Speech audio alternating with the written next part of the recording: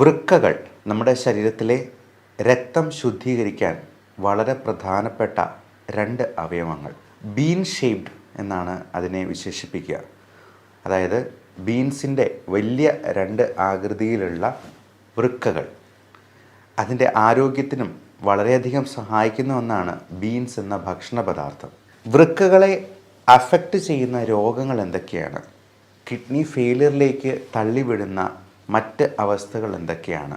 കിഡ്നിയുടെ ആരോഗ്യം സംരക്ഷിക്കാനായി നമുക്ക് ഭക്ഷണത്തിൽ ഉൾപ്പെടുത്താവുന്ന കാര്യങ്ങൾ എന്തൊക്കെയാണ്? ഒഴിവാക്കേണ്ടത് എന്തൊക്കെയാണ്? അതിന് എത്ര വെള്ളം കുടിക്കേണ്ടതുണ്ട്? കിഡ്നിയുടെ രോഗം വന്നു കഴിഞ്ഞാൽ വെള്ളം കുടിക്കുന്നതിൽ റെസ്ട്രിക്ഷൻ ഉണ്ടാക്കേണ്ടതുണ്ടോ? അത് എത്രത്തോളം കുറയ്ക്കണം? തുടങ്ങിയ കാര്യങ്ങളെക്കുറിച്ചെല്ലാം നമുക്ക് ഇന്നൊന്ന് ഡിസ്കസ് ചെയ്യാം.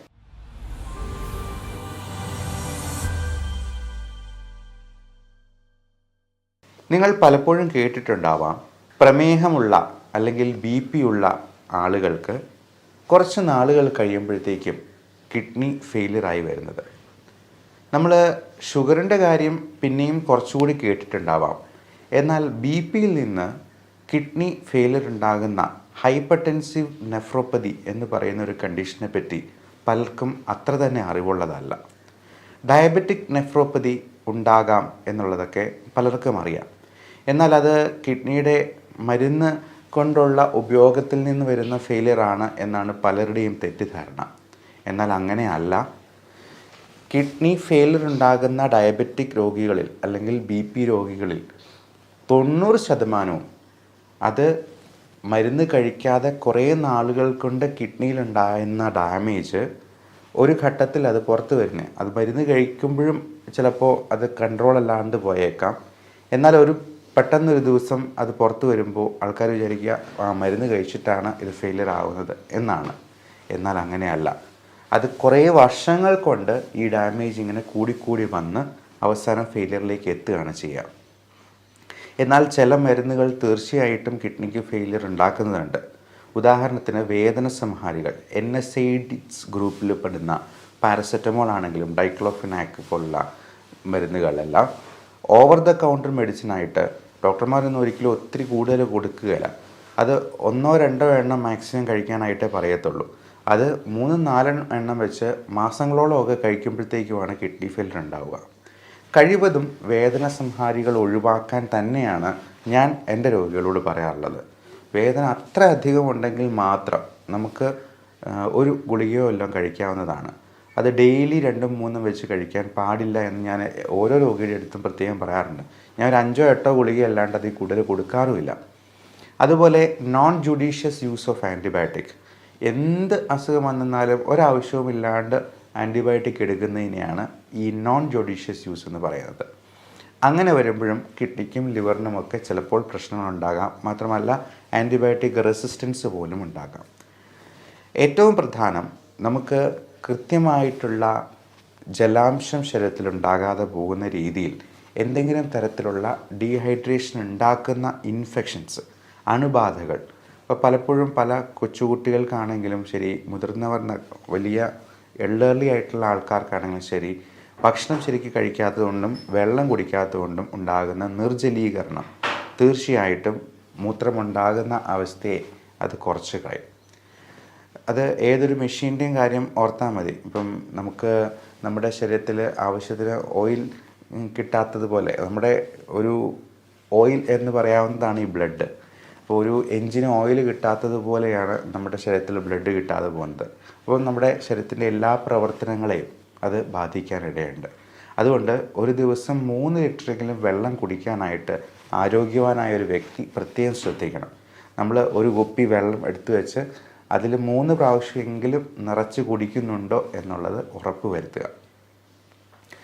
എന്നാൽ ചില അവസരങ്ങളിൽ കിഡ്നിക്ക് പ്രശ്നമുള്ളവർക്കോ അല്ലെങ്കിൽ ഹാർട്ടിൻ്റെ പമ്പിങ് ശരിയാകാതെ പോകുന്നവർക്കോ ലിവറിന് സിറോസിസ് പോലുള്ള അസുഖങ്ങൾ ബാധിച്ചിട്ടുള്ളവർക്കോ ഒക്കെ ഫ്ലൂയിഡ് റെസ്ട്രിക്ഷൻ ഉണ്ടാകാം.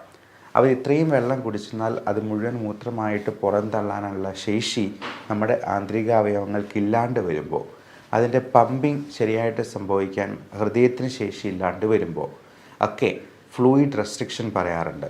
അത് 1.5 ലിറ്ററിൽ താഴ്ത്തി കുടിക്കാൻ പോലും ചിലപ്പോൾ ഡോക്ടർമാർ നിർദ്ദേശിച്ചേക്കാം. അത് GFR എന്ന് പറയുന്ന ഗ്ലോമറുലർ ഫിൽട്രേഷൻ റേറ്റ് എന്ന് പറയുന്ന ചില കണക്കുകളുണ്ട്. അത് വെച്ചിട്ടാണ് നമ്മൾ ഇതിൻ്റെ ഫ്ലൂയിഡ് റെസ്ട്രിക്ഷൻ ഏകദേശം പറയുക. അത് 1.5 ലിറ്ററൊക്കെയാണ് സാധാരണഗതിയിൽ ആൾക്കാരോട് പറയുക. അവരൊന്നും ഒത്തിരി വെള്ളം ഒരുമിച്ച് കുടിച്ചെന്നാൽ പോലും, അപ്പോൾ പച്ചവെള്ളത്തിന് പോലും സൈഡ് എഫക്റ്റ് ഉണ്ട് എന്നുള്ളതാണ് നമ്മൾ മനസ്സിലാക്കേണ്ടത്. ഏത് സംഗതിയാണെങ്കിലും ഒരളവിൽ കൂടുതൽ കഴിക്കുന്നത് ചിലപ്പോൾ ദോഷം ചെയ്തേക്കാം. ഓരോന്നിനും ഒരു ഡോസ് ഉണ്ട്, അതിന് എഫക്റ്റുമുണ്ട്, സൈഡ് എഫക്റ്റുമുണ്ട്. അപ്പോൾ ഈ പച്ചവെള്ളമാണെങ്കിൽ പോലും ഇത്രയും ലിറ്റർ കണക്കിന് നമ്മളൊരു വാശിക്ക് കുടിച്ച് കഴിഞ്ഞിട്ടുണ്ടെങ്കിൽ ചിലപ്പോൾ പൾമണറി എഡിമ പോലുള്ള കോംപ്ലിക്കേഷനിലേക്ക് അത് നയിക്കുകയും പെട്ടെന്ന് ഹാർട്ട് അറ്റാക്കോ ഒക്കെ ഉണ്ടാകാനായിട്ടുള്ള സാധ്യത പോലുമുണ്ട്. ശ്വാസമുട്ടൽ കൂടി അത് കാർഡിയോ പൾമണറി അറസ്റ്റിലേക്ക് നയിക്കാനായിട്ടുള്ള സാധ്യതയുണ്ട്. അപ്പോൾ ഇങ്ങനെയുള്ള കാര്യങ്ങളെല്ലാം ഡോക്ടറോട് ചോദിച്ച് കൃത്യമായിട്ട് ചോദിച്ച് മനസ്സിലാക്കുക, അറിയുക. അങ്ങനെ അതനുസരിച്ച് നമ്മൾ ഈ വെള്ളം കുടിക്കുന്നതിലാണെങ്കിലും റെസ്ട്രിക്ഷൻ കൊണ്ടുവരിക. ഇനി ഇതിന് കഴിക്കാവുന്ന ഭക്ഷണങ്ങൾ എന്തൊക്കെയാണ് എന്ന് നോക്കാം.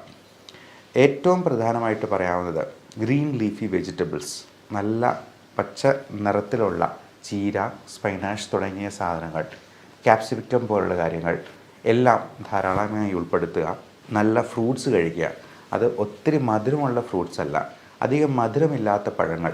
ഇപ്പോൾ കുക്കുംബർ പോലുള്ളതോ വെയിറ്റ് കുറയ്ക്കാൻ ഒതുങ്ങുന്ന രീതിയിലുള്ള പഴങ്ങളോ ഒക്കെ വളരെ നല്ലതാണ് ഡയബറ്റിക് ആയിട്ടുള്ള രോഗികൾക്കുമൊക്കെ. അതേപോലെ തന്നെ നമുക്ക് പേരയ്ക്ക, തണ്ണിമത്തൻ തുടങ്ങിയവയൊന്നും വലിയ മധുരമുള്ളതല്ല. ഇപ്പോൾ ഡയബറ്റിക് രോഗികളാണെങ്കിലും ഒരു പരിധിയിൽ കൂടുതൽ നമ്മൾ ഈ ചെറുപഴങ്ങളൊന്നും കഴിക്കുന്നത് നല്ലതല്ല. പ്രത്യേകിച്ചും നല്ല മധുരമുള്ള പാളയംകോടൻ പഴമോ അല്ലെങ്കിൽ ഞാലിപ്പൂവൻ, രസകദളി എന്നൊക്കെ പറയുന്ന പഴങ്ങളോ ഒക്കെ ഒത്തിരി കഴിക്കുന്നത് തന്നെ ഷുഗർ കൂട്ടാനായിട്ട് ഇടയാക്കും. അതേപോലെ നമുക്ക് മറ്റ് തലത്തിലുള്ള ഇൻഫെക്ഷൻസ്, പൊള്ളലേറ്റിട്ടുള്ളവർക്ക്, പൊള്ളലൊക്കെ കേൾക്കുമ്പോഴേക്കും ഇതിൻ്റെ ഡീഹൈഡ്രേഷൻ വളരെയധികം കൂടുതലായിരിക്കും. അപ്പോൾ അതുകൊണ്ട് തന്നെ നമുക്ക് കിഡ്നിക്ക് പ്രശ്നം ഉണ്ടാകാൻ സാധ്യതയുണ്ട്. അതുപോലെ വളരെ സിവിയർ എക്സസൈസ് ചെയ്യുന്നവർക്ക് ജലാംശം കുറഞ്ഞു പോകാം. മാത്രമല്ല ക്രിയാറ്റിൻ ഉണ്ടാകുന്ന നമ്മുടെ ശരീരത്തിൽ ആ സമയത്ത് ഒത്തിരി കൂടുന്നുണ്ട്. ഒത്തിരി സിവിയർ എക്സസൈസ് ചെയ്യുന്നവരാണെങ്കിൽ അതിനനുസരിച്ച് നന്നായിട്ട് വെള്ളം കുടിക്കാൻ നോക്കുക. അല്ലാന്നുണ്ടെങ്കിൽ ചിലപ്പോൾ ക്രിയാറ്റിൻ്റെ അളവ് ചിലപ്പോൾ കൂടുതൽ കാണിച്ചേക്കാം.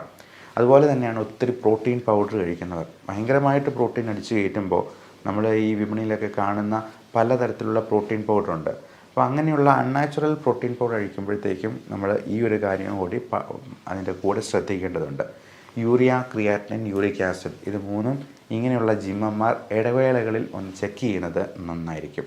അതേപോലെ കിഡ്നിക്ക് പ്രശ്നമുണ്ടാക്കുന്ന മറ്റൊരു പ്രശ്നമാണ് പാമ്പ് കടി, പ്രത്യേകിച്ചും അണലി വർഗത്തിൽപ്പെട്ട പാമ്പിൻ്റെ കടിയേൽക്കുന്നത്. അപ്പോൾ പാമ്പ് കടിക്കാൻ സാധ്യതയുള്ള പ്രദേശങ്ങളിൽ നമ്മൾ പോകുമ്പോൾ വളരെയധികം ശ്രദ്ധിക്കണം. പ്രത്യേകിച്ചും അണലി എന്ന് പറഞ്ഞത് വളരെ ചേർന്ന് കിടക്കുന്ന ഒരു പാമ്പായതുകൊണ്ട് തന്നെ നമ്മളതിനെ കണ്ടു എന്ന് വരില്ല, അറിയാതെ പോയി ചവിട്ടാൻ സാധ്യതയുണ്ട്. ഇരുട്ടുള്ള പ്രദേശങ്ങളിൽ പോകുമ്പോൾ കയ്യിലൊരു ടോർച്ച് കരുതുക. മാത്രമല്ല നമ്മൾ ഒരു വടിയുണ്ടെങ്കിൽ അതുകൊണ്ട് ആദ്യമേ കുത്തി അത് ശബ്ദം ഉണ്ടാക്കിക്കൊണ്ട് മുമ്പോട്ട് പോകാൻ നോക്കുക. കാരണം നമ്മൾ നിലത്ത് കുത്തുമ്പോൾ അതിൻ്റെ വൈബ്രേഷനാണ് പാമ്പിന് കൂടുതൽ വ്യക്തമായിട്ട് അറിയുക, ശബ്ദത്തേക്കാൾ കൂടുതൽ. അപ്പോൾ അത് വെച്ചിട്ട് അത് വേഗം അങ്ങ് പോയിക്കോളും. അപ്പോൾ ഇങ്ങനെയുള്ള കാര്യങ്ങൾ നമ്മൾ നമ്മുടെ പ്രാക്ടിക്കൽ ലൈഫിൽ ശ്രദ്ധിച്ചെന്നാൽ തന്നെ ഇത്തരത്തിലുള്ള കാര്യങ്ങളിൽ നിന്നും കുറേയൊക്കെ നമുക്ക് ഒഴിവാക്കാൻ പറ്റും. അപ്പോൾ അണലി വർഗത്തിൽപ്പെട്ടതാണെങ്കിൽ ഇന്നലെ ഒരു അമ്മച്ചിയെ കോബ്ര, അതായത് മൂർഖൻ കടിച്ചിട്ട് കൊണ്ടുവരികയുണ്ടായി. ആൻറ്റിവെനമൊക്കെ കൊടുത്തു വിട്ടു എന്ന് പറഞ്ഞാലും നമുക്ക് ഉറപ്പിക്കാൻ പറ്റില്ല അത് എത്രത്തോളം റെസ്പോണ്ട് ചെയ്യും എന്നുള്ളതൊക്കെ. ഇങ്ങനെയുള്ള അവസരങ്ങൾ ഒഴിവാക്കുകയാണ് എപ്പോഴും നമ്മൾ ശ്രദ്ധയിൽ പുലർത്തേണ്ടത്. പാമ്പ് കടി ഏൽക്കാതിരിക്കാനായിട്ടുള്ള എല്ലാ മുൻകരുതലുകളും നമ്മൾ നോക്കുക. അടുത്ത കാര്യം, നമുക്ക് ഈ ഭക്ഷണത്തിൽ കഴിക്കാൻ പാടില്ലാത്തത് എന്തൊക്കെയാണ് കിഡ്നീസിൻ്റെ സംരക്ഷണത്തിന് വേണ്ടി. ഇതിൽ ഏറ്റവും പ്രധാനമായിട്ട് പറയാനുള്ളത് നമുക്ക് ഉപ്പിൻ്റെ ഉപയോഗം പരമാവധി കുറയ്ക്കുക എന്നുള്ളതാണ്. 2, പഞ്ചസാര. ഇത് രണ്ടും വൈറ്റ് പോയിസൺ ഗണത്തിൽ തന്നെ പെടുത്താവുന്നതാണ്. ഒരുപാട് ബേക്കറി സാധനങ്ങളും മൈദ അടങ്ങിയിട്ടുള്ള ഭക്ഷണ സാധനങ്ങളും, മൈദ അടങ്ങിയിരിക്കുന്ന പൊറോട്ട മാത്രമല്ല ബ്രെഡ്, ബണ്ണ് തുടങ്ങിയ സാധനങ്ങളെല്ലാം നമുക്ക് ഹൈ ഗ്ലൈസീമിക് ഇൻഡെക്സ് ഉള്ളതാണ്. ഇതൊക്കെ കിഡ്നിയുടെ പ്രവർത്തനത്തിന് അത്ര നല്ലതായിട്ടുള്ള കാര്യങ്ങളല്ല. അതുപോലെ റെഡ് മീറ്റ് ഗണത്തിൽപ്പെടുന്ന high animal protein. Red meat എന്ന് പറയുമ്പോൾ അത് മട്ടൺ, പോർക്ക്, ബീഫ് തുടങ്ങിയവയെല്ലാം റെഡ് മീറ്റ് ഗണത്തിൽപ്പെടുന്നതാണ്. തുണ്ടൻ മീൻ പോലും റെഡ് മീറ്റിലാണ്. ചെറുമീനുകളാണ് നമ്മുടെ ആരോഗ്യത്തിന് ഏറ്റവും നല്ലത്. മത്തി, അയല തുടങ്ങിയവയൊക്കെ കറി വെച്ച് കഴിക്കുന്നതാണ് ഏറ്റവും ഉത്തമം. നമുക്ക് കാശും ലാഭിക്കാം, ആരോഗ്യം സംരക്ഷിക്കാം. അപ്പോൾ ഇത്തരത്തിൽ ഭക്ഷണം ഒന്ന് ക്രമീകരിക്കുക, നന്നായിട്ട് വെള്ളം കുടിക്കുക. കിഡ്നിയെ അഫക്റ്റ് ചെയ്യുന്ന ചില ഓട്ടോ ഇമ്മ്യൂൺ ട്രിഗറിങ് ഫാക്ടേഴ്സ് ഉണ്ട്. പ്രത്യേകിച്ചും IgA നെഫ്രോപ്പതി എന്നൊക്കെ പറയുന്ന ചില conditions, auto immune conditions, cystic kidney diseases. അപ്പോൾ ഇതിനൊക്കെ പലതരത്തിലുള്ള ഭക്ഷണങ്ങൾ പോലും കാരണമായേക്കാം. അതെന്താണ് കാരണം, നമുക്ക് എന്താണ് ഇൻടോളറൻസ് ഉണ്ടാക്കുന്നത് എന്നുള്ളത് കൃത്യമായിട്ട് കണ്ടുപിടിക്കാൻ ഇന്ന് ഒരു ടെസ്റ്റ് അവൈലബിൾ ആണ്. ആൻറ്റിജൻ സ്കിൻ പ്രിക്ക് ടെസ്റ്റ് എന്ന് പറയും. നമ്മൾ 71 അലർജൻസ് പാനലായിട്ട് ഇങ്ങനെ കയ്യിൽ വരച്ച് ഓരോ ഭക്ഷണത്തിൻ്റെയും റിയാക്ഷൻ വെച്ചിട്ട് നമുക്ക് കൃത്യം പറയാൻ പറ്റും എന്തിനോടാണ് നമുക്ക് അലർജി ഉള്ളത്. നിർഭാഗ്യമെന്ന് പറയട്ടെ, നമ്മൾ ഡെയിലി കഴിക്കുന്ന അരി, ഗോതമ്പ്, പാല്, മുട്ട പോലുള്ള സാധനങ്ങൾ പോലും അലർജി ഉണ്ടാകാം. അപ്പോൾ ഗോതമ്പിൻ്റെ അലർജിക്ക് നമ്മൾ ഗ്ലൂട്ടൻ ഇൻടോളറൻസ് എന്ന് പറയും. പാലിൻ്റെ അലർജിക്ക് ലാക്ടോസ് ഇൻടോളറൻസ് എന്ന് പറയും. ഇത് നോക്കിയാലല്ലാണ്ട് നമുക്കറിയാനേ പറ്റില്ല. നമ്മൾ ഡെയിലി ഇത് കഴിച്ചുകൊണ്ടിരിക്കും. ഇത് പലതരത്തിലുള്ള അലർജിക് പ്രോബ്ലംസും ഓട്ടോ ഇമ്മ്യൂൺ ട്രിഗേഴ്സ് മൂലമുണ്ടാകുന്ന മറ്റ് ഓട്ടോ ഇമ്മ്യൂൺ കണ്ടീഷൻസും ഒക്കെ ഉണ്ടാകാം. ഈ ഓട്ടോ ഇമ്മ്യൂൺ കണ്ടീഷൻ എന്ന് പറയുന്നത് നമ്മുടെ ശരീരത്തിലെ കോശങ്ങൾക്കെതിരെ നമ്മുടെ ശരീരം തന്നെ ആൻറ്റിബോഡീസ് ഉൽപ്പാദിപ്പിച്ച് പ്രതികരിക്കുന്ന ഒരവസ്ഥയാണ്. അപ്പോൾ ഇത്തരത്തിലുള്ള ടെസ്റ്റുകൾ അവൈലബിളാണ്. ഇതിൽ ഒഴിവാക്കാൻ പറ്റാത്ത കാര്യങ്ങൾക്ക്, ഉദാഹരണത്തിന് പൊടി അല്ലെങ്കിൽ പുക. ഈ പൊടിയിൽ തന്നെ 3 തരത്തിലുള്ള ചെള്ളുകളുണ്ട്, ഡസ്റ്റ് മൈറ്റ്സ് എന്ന് പറയും. അതുപോലെ പല തരത്തിലുള്ള ഫംഗസ് ഉണ്ട്. അതൊരു 3-4 ടൈപ്പ് ഫംഗസ് നമ്മൾ ഈ ടെസ്റ്റിൽ നോക്കാറുണ്ട്. അപ്പോൾ അതിലേതാണ് പ്രശ്നമെന്ന് നോക്കി അതിന് ഇമ്മ്യൂണോതെറാപ്പി എന്ന് പറയുന്ന ഒരു പുതിയ മോഡ് ഓഫ് ട്രീറ്റ്മെൻറ്റ് ഉണ്ട്. നിങ്ങൾ അടുത്തിടെ മനോരമ പത്രത്തിൽ ജൂലൈ 6 മനോരമ പത്രത്തിൽ വായിച്ചിരിക്കും. ഇമ്മ്യൂണോതെറാപ്പി എന്ന് പറയുന്ന വളരെ അത്ഭുതകരമായിട്ടുള്ള ഒരു പുതിയ ചികിത്സയെപ്പറ്റി. അതുവഴി ക്യാൻസറിൽ നിന്നും മോചിതയായി വന്ന ഒരു ലേഡിയുടെ ഒരു കഥ ഫ്രണ്ട് പേജിൽ തന്നെ ഉണ്ടായിരുന്നു. അപ്പോൾ ഈ ഇമ്മ്യൂണോതെറാപ്പി എന്ന് പറയുന്ന ട്രീറ്റ്മെൻറ്റ് ഇങ്ങനെ പല അസുഖങ്ങൾക്കും നമുക്ക് ഉപയോഗിക്കാവുന്നതാണ്. ഇങ്ങനെയുള്ള കാര്യങ്ങളെക്കുറിച്ച് നിങ്ങളെ ഡോക്ടറോട് ചോദിച്ച് മനസ്സിലാക്കുകയും ചെയ്യാം. ഇനി കിഡ്നിയുടെ ആരോഗ്യത്തിനായിട്ട് നമ്മൾ ചെയ്യേണ്ട കാര്യം, നന്നായി വെള്ളം കുടിക്കേണ്ടത് അത്യാവശ്യമാണ്. ഈ വെള്ളം കൂടി നമ്മൾ കിഡ്നിക്ക് രോഗമുണ്ടായി തുടങ്ങി എന്നറിഞ്ഞു കഴിഞ്ഞിട്ടുണ്ടെങ്കിൽ അതിൽ റെസ്ട്രിക്ഷൻ ഉണ്ടാക്കേണ്ടതാണ്. നമ്മൾ മൂത്രം ഒഴിക്കുമ്പോൾ ഇടയ്ക്കിടയ്ക്ക് മൂത്രത്തിൽ പതയുണ്ടോ എന്നുള്ളത് നോക്കുക. അങ്ങനെ സംശയമുണ്ടെങ്കിൽ ഒരു യൂറിൻ റൊട്ടീൻ എക്സാമിനേഷൻ നടത്തി ആൽബുമിൻ 2+നോ 3+നോ ഒക്കെ കാണുവാണെങ്കിൽ മൈക്രോ ആൽബുമിൻ യൂറിയ ഉണ്ടോ എന്നുള്ള ഒരു ടെസ്റ്റ് കൂടി ഒന്ന് നടത്തി നോക്കുന്നത് ഉചിതമായിരിക്കും. അതേപോലെ കൃത്യമായുള്ള ഇടവേളകളിൽ യൂറിയ, ക്രിയാറ്റിനിൻ, യൂറിക് ആസിഡ് തുടങ്ങിയവ നോക്കുക. അത് കൃത്യമല്ല എന്നുണ്ടെങ്കിൽ ഡോക്ടറോട് ചോദിച്ചതിന് വേണ്ട ക്രമീകരണങ്ങൾ നടത്തുക. ഇനി ഇതിന് കൊടുക്കാവുന്ന ചില മരുന്നുകളുമുണ്ട്. വളരെ സേഫായിട്ടുള്ള, സൈഡ് ഇഫക്റ്റ് ഒന്നുമില്ലാത്ത രീതിയിലുള്ള മരുന്നുകളാണ് നമ്മൾ കിഡ്നി പ്രശ്നമുള്ളവർക്ക് കൊടുക്കുക. ഇപ്പോൾ ആൻറ്റിബയോട്ടിക്സ് ആണെങ്കിൽ പോലും കൊടുക്കേണ്ടപ്പോൾ റീനൽ ഡോസേജ് എന്ന് പറയും. അതായത് സാധാരണ ആൾക്കാർക്ക് കൊടുക്കുന്നതിൻ്റെ പകുതിയൊക്കെ ആയിരിക്കും ഇങ്ങനെയുള്ള കിഡ്നി രോഗികൾക്ക് കൊടുക്കുക. അത് ഡോക്ടറോട് ചോദിച്ച് മാത്രം അങ്ങനെയുള്ള കാര്യങ്ങൾ ചെയ്യുക. അപ്പോൾ ഇതിന് സേഫായിട്ട് കൊടുക്കാവുന്ന ചില മരുന്നുകളുണ്ട്. NSAID-16 എന്ന് പറയുന്ന ഒരു മരുന്നുണ്ട്. അത് എഫർവെസൻ ടാബ്ലറ്റ്, അതായത് വെള്ളത്തിൽ ജസ്റ്റ് ഒരു ഗ്ലാസ്സിൽ ഒരു ഗുളിക ഇട്ടെന്നാൽ അതിങ്ങനെ അലിഞ്ഞ് ചേരും, ഒരു ഓറഞ്ച് ജ്യൂസ് പോലെ. അത് കുടിച്ചു കഴിഞ്ഞാൽ നമുക്കുള്ള ഗുണം, നമ്മുടെ ശരീരത്തിലെ ടോക്സിൻസിനെ എല്ലാം അത് മൂത്രമായിട്ടും മലമായിട്ടും അതങ്ങ് പുറന്തള്ളുന്നതാണ്. നമ്മൾ പൾമണോളജിസ്റ്റിനൊക്കെ ആണെങ്കിൽ കഫം ഇളകി പോകാനായിട്ട് അത് ഉപയോഗിക്കാം. അതുപോലെ കിഡ്നിക്കും അത് ടോക്സിൻസ് എല്ലാം റിലീവ് ചെയ്യാനായിട്ട് ഹെൽപ്പ് ചെയ്യും എന്നുള്ളതാണ്. അതുപോലെ കാൽഷ്യം അസറ്റേറ്റ് പോലുള്ള കോമ്പൗണ്ട്സ് നമ്മൾ കിഡ്നി പേഷ്യൻസിന് കൊടുക്കാറുണ്ട്. ഈ ഇങ്ങനെ പേഷ്യൻസിന് pH ചിലപ്പോൾ വേരിയേഷൻസ് വരാം. ഇപ്പോൾ നമ്മുടെ നോർമൽ ബ്ലഡിൻ്റെ pH 7.35 to 7.45 ആണ് എന്ന് പറയുന്നത് വളരെ കൃത്യതയുള്ള ഒരു റേഞ്ചാണ്. അത് 7.34 ആയെന്നാൽ പോലും അസിഡോസിസ് ആണ്. അതുപോലെ 7.46 ആയെന്നാൽ പോലും ആൽക്കലോസിസ് ആണ്. അപ്പോൾ ഇത് പലപ്പോഴും കിഡ്നി രോഗികളിൽ ഈ pHൻ്റെ ലെവലിൽ വ്യത്യാസം വരാം. അത് അസിഡോസിസിലോട്ട് പോകാം. ആ അസിഡോസിസ് തന്നെ റെസ്പിറേറ്ററി അസിഡോസിസ് ഉണ്ട്, മെറ്റബോളിക് അസിഡോസിസ് ഉണ്ട്. അതായത് ലങ്സും കിഡ്നിയുമാണ് ഈ pH ലെവൽ മെയിൻറ്റെയിൻ ചെയ്യുന്നതിൽ ഏറ്റവും പ്രധാനപ്പെട്ട പങ്ക് വഹിക്കുന്ന 2 അവയവങ്ങൾ. അപ്പോൾ കിഡ്നിക്ക് പ്രശ്നമുള്ളപ്പോഴത്തേക്കും ലങ്സ് അതിനെ കോമ്പൻസേറ്റ് ചെയ്യാനായിട്ട് ശ്രമിക്കും. ചിലപ്പോൾ കോമ്പൻസേറ്റ് ചെയ്യാനായിട്ട് അവൻ സക്സസ്ഫുൾ ആയില്ലെന്നുണ്ടെങ്കിൽ ഇത് അസിഡോസിസ് ആയിട്ട് തന്നെ കണ്ടിന്യൂ ചെയ്യും. അങ്ങനെ വരുമ്പോൾ പലപ്പോഴും സോഡ ബൈകാർബണേറ്റ് പോലുള്ള മരുന്നുകൾ ടാബ്ലറ്റായിട്ടും ഇഞ്ചക്ഷനായിട്ടും ഒക്കെ കൊടുക്കുന്നത് നിങ്ങൾ പലപ്പോഴും നിങ്ങളുടെ റിലേറ്റീവ്സിൽ തന്നെ കണ്ടിട്ടുണ്ടാവാം. അപ്പോൾ ഇത്തരത്തിലുള്ള പല മരുന്നുകളും കിഡ്നിയുടെ ഫങ്ഷൻ നമ്മൾ പ്രൊട്ടക്റ്റ് ചെയ്ത് നിർത്താനായിട്ട് നമ്മൾ ശ്രമിക്കാറുണ്ട്. ഇതിലൊന്നും ശരിയായില്ല, യൂറിയ ക്രിയാറ്റിൻ കൂടി പോവുകയാണ്, ക്രിയാറ്റിനിൻ 5ഉം 6ഉം ഒക്കെ ആയി പോവുകയാണെന്നുണ്ടെങ്കിൽ ഡോക്ടർ ഇതിൻ്റെ അവസാന ഓപ്ഷനായ ഹീമോഡയാലിസിസ് എന്ന ഇതിലേക്ക് എത്തും. ആഴ്ചയിൽ 1ഉം 2ഉം തവണ, ചിലപ്പോൾ 3 തവണ വരെ ഹീമോഡയാലിസിസ് ചെയ്യുന്നത് അത്ര നല്ല അനുഭവമായിരിക്കില്ല.